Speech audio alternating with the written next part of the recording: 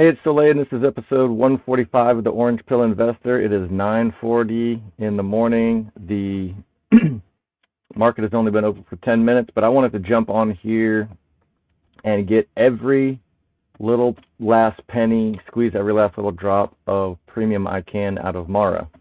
So I got assigned, what the hell is it? There we go. Got assigned on Friday. So I sold the 2050 puts, so you can see my trade price is 2050. However, I got paid 93 cents a share, so my true cost basis is actually 1953, 1957. I think I got paid 93.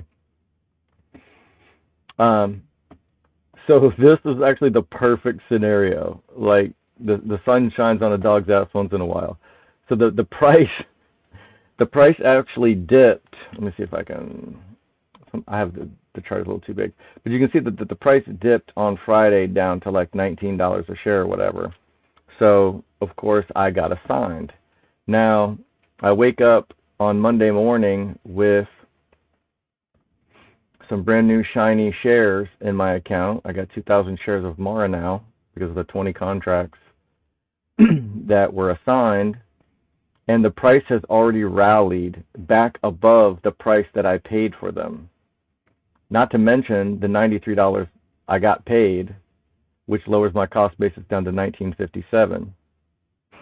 So now I was thinking I'm going to go into this with like a stock worth $19 a share, and I'm going to have to, just try to get up to my cost basis or, whatever.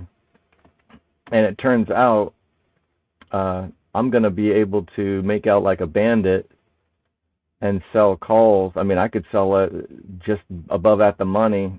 I could get 4% right here, or I can just be a little bit less greedy with the premium here. Let's see, if I went up to $2, $23 a share, I can still get 2% ROI on this value. And if you think about it, I actually only paid $19.57, so it's a little bit more than 2%. So I never really go into the cost basis anymore. I used to do spreadsheets, and I'm like, okay, if I paid $20.50 and my cost basis is $19.57, and then I'm going to get another 40, so now my cost basis is $19.07, and then next week. I did that for a long while, and if I was starting this from scratch, I think it would probably be a good idea. So you can really just look and see, am I making money? You definitely, if you do this for 6 months and you're like, I lose money all the time, then you either have a problem with the strategy or your execution of it, and you need to figure that shit out. But once I did it for a certain period of time, and I'm like, oh, this just kind of all works out, and I kind of felt like I was just wasting my time by filling out the spreadsheet and just really counting every penny. So I don't do it anymore. I want my maximum return, but I also want my maximum return per minute of effort. So generally, I don't carry this many positions. This is getting a little bit annoying to keep track of all these positions. But I'm doing a lot of this stuff for the videos, so it has a purpose, and it's actually fun doing it. However, like I got so busy on 2 Fridays ago that I forgot to do my IRA account. And so, I only missed out on a day of premium. I did it Monday morning instead of Friday night. So it was not really a big deal. But once you start carrying so many different positions and different stocks and different strikes and different expirations, it's just a lot to keep track of. And so one of my missions is not only to just make the most money, but if I can make the same amount of money and only spend 30 minutes to an hour rolling these stocks per week, I'd rather do that than turn it into a 3-hour ordeal because I'm filling out spreadsheets. But absolutely, when you're trying to learn this and you can you're barely like, oh, is it sell to open or is it buy to close, and you can't even get the language down. Even now, I've been doing this since May 2020. In the money and out of the money never really made sense to me. I don't understand why they have to make the language so complicated. And I don't understand why, even on this user interface for Tasty Trade, why do I have to scroll down to get higher strikes? Like, people shit talk against Robinhood all the time, but I tell you what, they are a more intuitive user interface. They may not have the tools like a Tasty Trade, you know what I mean? Like, Robinhood's not providing me all these, a column for earnings and graphs that I can put. I've got the 50-day simple moving average, and I've got the 20-day simple moving average here, and I can look and see, I can draw a bunch of technical analysis shit on here that I don't do anyway. But if you're into that, okay, you're going to need, Tasty Trade for some of these tools. All right? But for straight up learning this, it only just makes sense that if I want to go up in strikes, I should scroll up. This is the Robinhood user interface is so intuitive. But not only that, and I have a soft place in my heart for Tasty Trade because I've watched hundreds and hundreds of their videos. They have the best research. I gained a lot from Tasty Trade's option videos and research. And so I'm a person who really likes loyalty. And so I actually trade on Tasty Trade and pay fees that I don't have to pay, just almost kind of like a tip. Like when somebody's watching a live YouTube and they, super chats or whatever, I almost kind of feel like I'm tipping Tasty Trade my super chat money, just because I feel like I've gained so much value from them. But I have to be honest, their mobile app sucks ass. But when I take a vacation, I can trade Robinhood on my phone, and the experience is not any different at all. The mobile phone looks almost exactly like this. And it's just a seamless transition. So, and actually, while I've been sitting here yakking, I was worried that I was going to lose, like Mara was going to retrace back down to like 19 or something while I was bullshitting. But I'm actually getting another free $20 here. So one person did ask about the timing, like, oh, I feel like I shouldn't have done it in the morning. If I would have waited until the afternoon on Fridays, I would have gotten more. I think that's just the luck of the draw. And so I get actually a little bit anxiety if my shares don't have a covered call against them. If I own shares, I mean, even just minutes and hours, like this is stressing me out a little bit, the fact that I don't have covered calls on here. And I've just been bullshitting for this video. Like, I feel like I need to hurry up and because theta is decaying. I don't give a shit what's happening to the price. Do I not have theta in here? Okay. So 23. So if I sell this for 40 for the week, 10 cents a day is draining out of this option contract, which means what? That's like a penny every other hour. But this stresses me out. I don't like for any position that I carry to not be getting money from theta. Every second, every minute, every hour, every day, every DTE is collecting theta decay, unless I don't have a contract on it. So I'm going to hurry up and get this going. So I'm not going to do the 2150. That's being a little bit too greedy. I'm going to do what I normally do, and I'm going to build 10% call away. So I'm going to go to the 23 strike. That's not quite 10%, but let's go. I'm going to do 20 contracts and drop my cost basis debt back down to like 1910. Hold up. I don't want to pay. I want to try to, I'm not going to try to sell for 40. I'm going to try to sell for 41. That may not sell. Okay, let's do, oh, see, the price is flopping around on me. All right, boom. That went in, just got paid another $800 for the 23 calls. So let's just say 100 shares of Mara is 2,100, and I got paid $40. So I got, 2% returns, guaranteed returns this week. And if the price on Mara does go up from 21 to 23, I'll get paid an extra $200, $2 per share, so $200 for each lot of 100 shares. And so I can capture not unlimited upside. That is the trade-off, and that's one of the major criticisms. And I've never denied that. I just think it's a little bit overblown, because I don't really think most people who say, "Oh, you're sacrificing unlimited upside," I don't really think most of them have the balls or the intellect to sell the top anyway. I would say, I'm just going to pull numbers out of my ass that I have no statistics for, but out of every single retail trader that owns Mara, maybe 1 out of 100 of you sold the top? Like, you called it and you're like, I sold it 31. And get the fuck out of here. Most of y'all did not sell at 31. You held and you gritted your teeth and it got cut in half.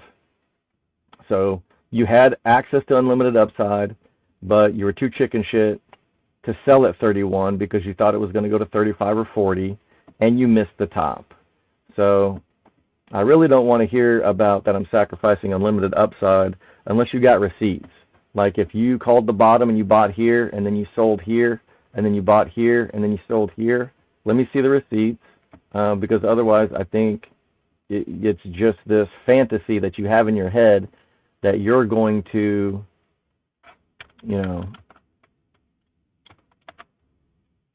you're going to go and get NVIDIA at $400 a share, and then, a couple of months later or whatever, it's going to be at 1,000. Like, that's what you think you're going to do.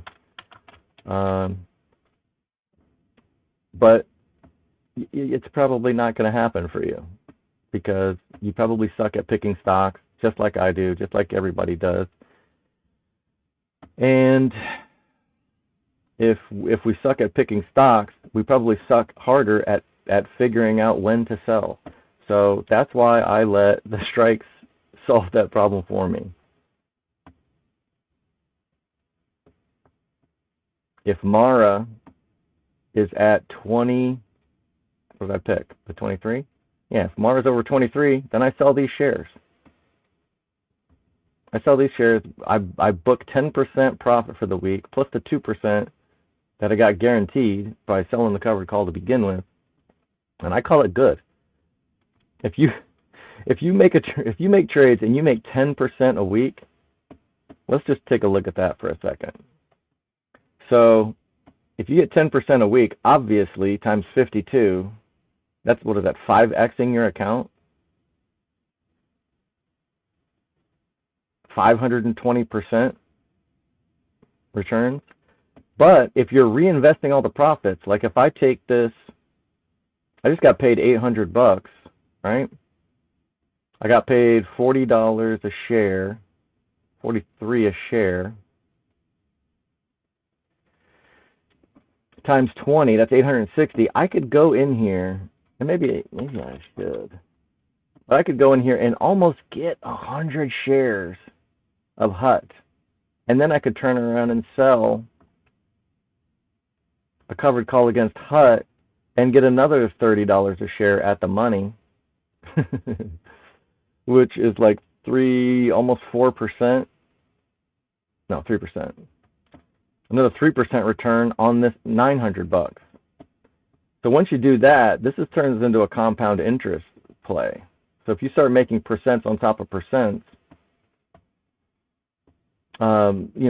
just earning an extra 1% on top of everything else would be 1.01 raised to the 52nd power. So now, on top of that 500%, if you were, theoretically, if you're getting 10% a week and you're 5xing your account, you can tack on another 67% on top of that by reinvesting all of the profits.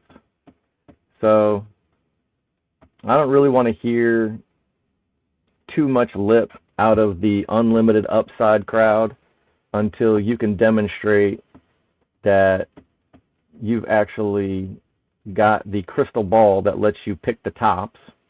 Number one, are you selling up here on HUT when it was 22? If you are, you are a frickin' Mac Daddy of all traders. But I can't call these. I don't know. I don't even think the people who do technical analysis could call this. Maybe the RSI people, or I don't know if they can figure out this is overbought and oversold. I don't know if they're legit or not, but I just decide, okay, how much potential returns do I want to allow for, and I flex them a little bit. For MicroStrategy, I want 20% call away because I think it's just every move that Bitcoin makes, MicroStrategy is going to make some multiple of that. They've got even a bunch of other non-Bitcoin related reasons why they're going to pump. So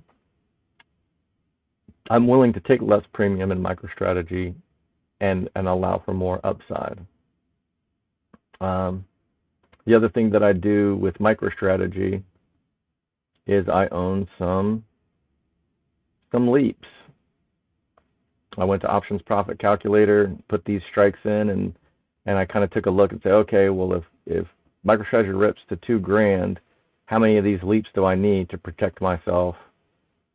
And if I end up losing like 30 grand because what do I have, the 1800 strikes in MicroStrategy? Where are you? Yeah, I got 1760. Yeah, I got two of the 1760 strikes. So if MicroStrategy rips to 2K again, I'm going to be on the hook for 23 grand on each of these covered calls. But the price of these leaps will rip up to maybe 20 grand a pop also. So that will mitigate some of this damage if I chose poorly on my strikes. If you don't want to buy these expensive leaps that are extremely risky, you just buy shares. So I got 40 uncovered shares here too. So it's not that I disagree with the unlimited upside people. I'm just saying it's not going to be an all upside play for me. So I got 40 shares here that have unlimited upside. So those 40 shares, if they rip to 2K or 3K or whatever, some crazy shit happens overnight, then I got unlimited upside in these 40 shares. That's fine. That's fine for me. Not financial advice. Everybody has to do their own research and do your own due diligence. Figure out what risks you're willing to take, what trade-offs you're willing to take. And for me, this has worked out. It's worked out well. So until it consistently stops working, that's what I'm going to keep doing. So, all right, part 2 of the wheel in the books. Sold the 23 strike covered calls, booked another 2% ROI for the week, built in almost 10% call away, and actually Mara has retraced all the way down to 2050 again. So I'm glad that I got $40 when I did. Like, I guess maybe sun shines on the dog's ass twice a day. So I was able to get lucky and get Mara when it was at 21.15 or something like that. So this can also happen in the exact opposite way. So you can sell your covered calls at 23 and within 30 minutes they're already like 22.75 and you're like, ah, shit, if I had just waited, whatever. But can't play those games. You just You just get in whatever the market is offering you. That's what you got. You either get in or you get the fuck out. All right. Be good, y'all.